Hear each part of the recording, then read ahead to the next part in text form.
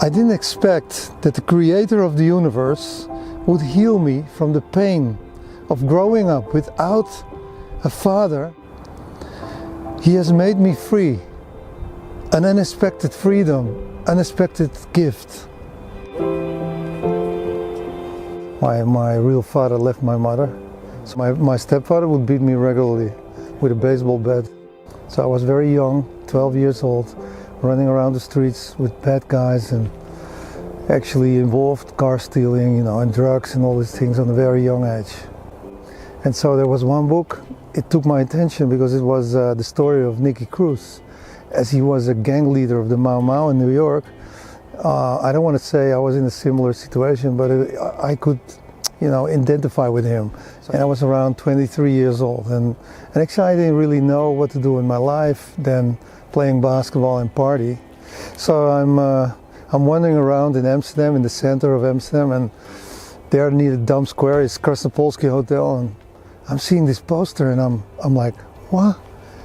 Nicky Cruz is speaking, and free entrance, and I'm like wondering, I'm thinking, shall I go in? Because I know that he converted to Christianity, and I liked his story. So at the end I was thinking, yes, let me go in, because his story about the streets and the gang life is so interesting. And he was talking about Jesus, and I'm like, wow. And I thought, shall I leave? Because this is nothing for me. I don't want to know anything about Christianity. But then something really touched my heart. That was the point that I missed a father in my life. I was really like, wow, if he's talking about the Heavenly Father that loves me so much.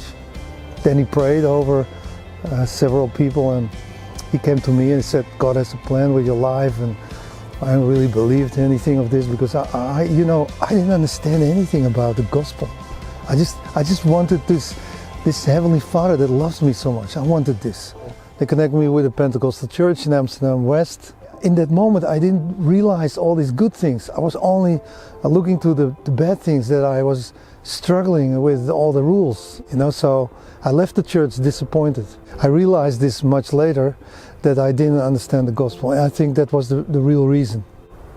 Then I lived my life like a selfish life. I forgot completely about God. These 2 years in church were completely forgotten. I was very lucky to have a friend who was working for an important football club, FC Barcelona, and so I would go to the games, and after the game I would be in the player home, and there was this one player, actually his name is Silvinho, but I thought he was the most boring player of the team. I mean, he was just going home with his family. Then one day after a game, Silvinho came to me and said, you're walking around here like you're on top of the world, but I think you're sad. I think you're not happy at all. I started sleeping bad. I was waking up at nights, and I was getting these questions about what is the meaning of life. When the next game came up, I said to Silvinho, I said, look, why don't we have a talk? Because I want to know what your meaning about not being happy. And he showed me, he talked about Jesus. So I asked him what about the rules? What about all these things that you have to do to be a good Christian? You may not do this, you may not do that. I remember he explained me so clearly and so simple the difference between religion and following Jesus. Really more about that Jesus just loves me so deeply, and that it doesn't matter how I perform or if I have to perform. I met an incredible woman, Elena, and in Barcelona. And when we started dating, I explained her that I was exploring Christianity, because I thought she should know that, because I'm very busy with it. And she said, oh, please leave me out of this. I don't want to know nothing about it. I'm an agnostic, I don't care. You check this out for yourself, but leave me completely out. So, because she was triggered, and thought, okay, if this is so important for him, she started reading the New Testament behind my back.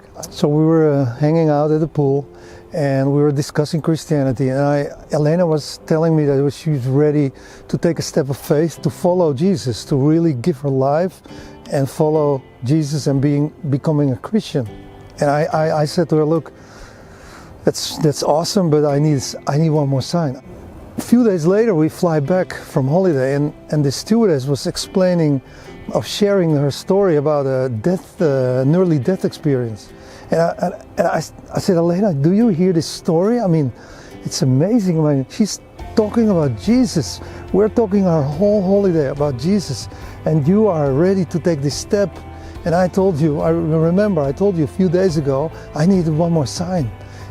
So a few weeks after Elena gave her life to Jesus in church, we're back at our home group, the group from Silvino and Jaime Fernandez, and there I was really ready to give my life to Jesus.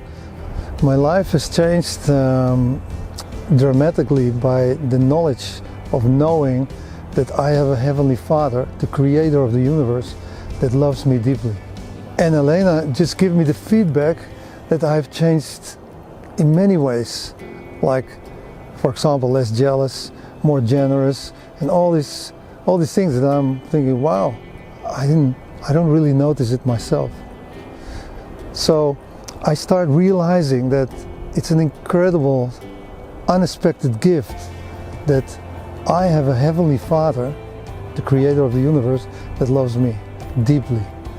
And that's an incredible gift. And the only desire I have now in my life is that to pass this love on, to show this to others.